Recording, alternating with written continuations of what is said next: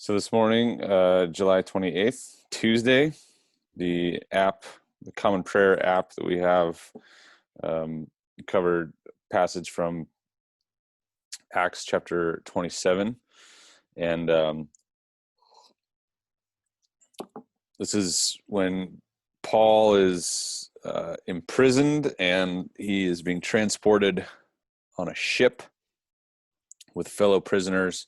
And he sort of warns against the taking off on the voyage, but they do it anyways, and then they run into some trouble on the way, and Paul has this, in good old Paul fashion, he says, "You should have taken my advice and not to sail to Crete. Then you would have spared yourselves this damage and loss." And so Paul, um, you know, that's just very Paul, right? You should have listened to me, um, but you didn't. And but it doesn't stop there, and so the sort of the irony and uh, the irony of this moment really kind of stood out to me this morning as we're reading through. Paul he's a prisoner and he's being transported with other prisoners, um, and they all of a sudden this ship that is filled with people in this really interesting, you know, relational dynamic, right? You have guards and a centurion, and then the imprisoned, but everyone's on this boat, and all of a sudden, the outside forces, of the danger of nautical voyages, all of a sudden puts them all literally and figuratively in the same boat. Like, there is the relational dynamics of prisoner, and those kind of fall secondary to this broader, like, we're all in trouble, like all of our lives are at risk right now. And so Paul has this interesting moment in verses 24 and 25. So this is Acts 27, 24 and 25. He says, "Do not be afraid." um, I'm sorry. So he says, "Last night, an angel of the God to whom I belong and whom I serve stood beside me and said, 'Do not be afraid, Paul. You must stand trial before Caesar, and God has graciously given you the lives of all who sail with you. So keep up your courage, men.'" This is Paul speaking now. He says, "So keep up your courage, men, for I have faith in God that it will happen just as he told me."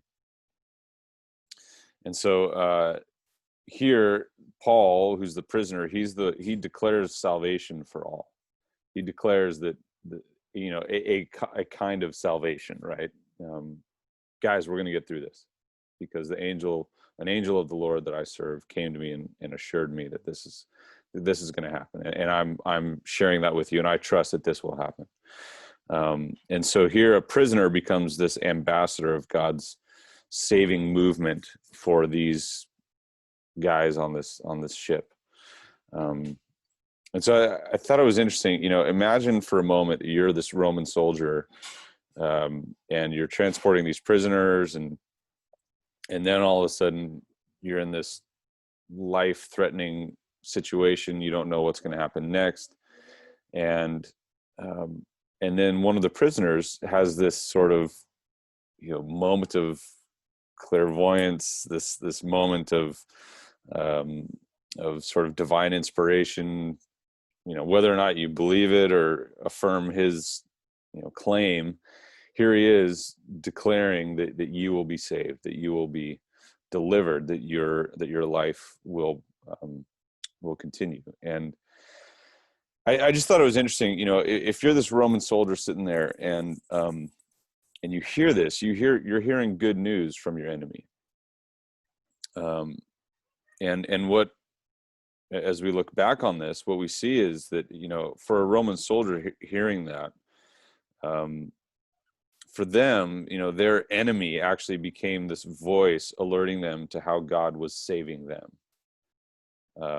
And there was this voice of salvation that came from the enemy. And I think in a world that finds itself, for a church that finds itself increasingly divided in a world that is even more divided.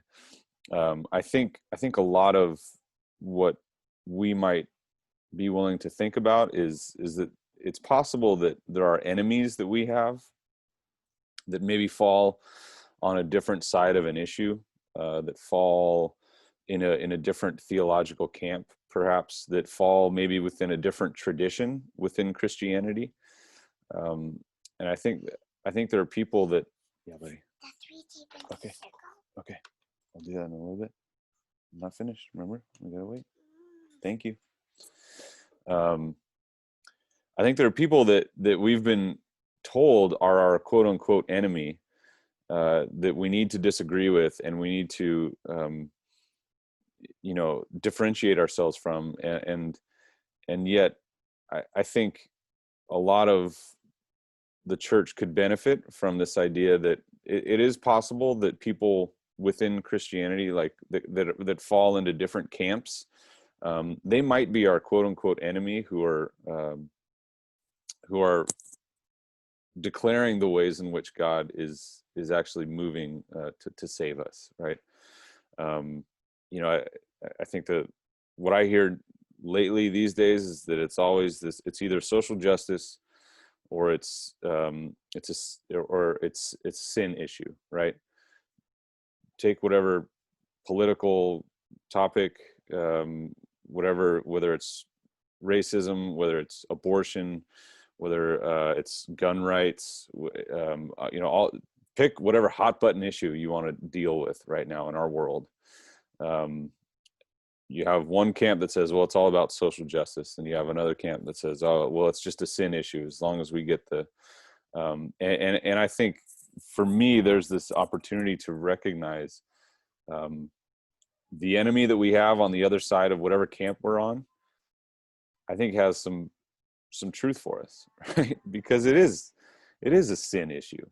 It's a sin issue. It's personal sin. It's corporate sin. It's the brokenness of our world is a sin issue. And as followers of Christ who've been reconciled to Him, we are called to band together to pursue justice on a broad scale. As Cornel West says, justice is what love looks like in public. And so I think the more that we're willing to listen and acknowledge the fact that God's sweeping movements of salvation, not just in the life to come, but in this life, often come through the voice of our quote unquote enemy, just like it did here with Paul. I think that will enable us to move toward a posture of listening, of engaging, of humility, and that we, the church, might move forward together in ways that I think are aligning ourselves with the broad sweeping movement of God's salvation in this life and the life to come. Amen.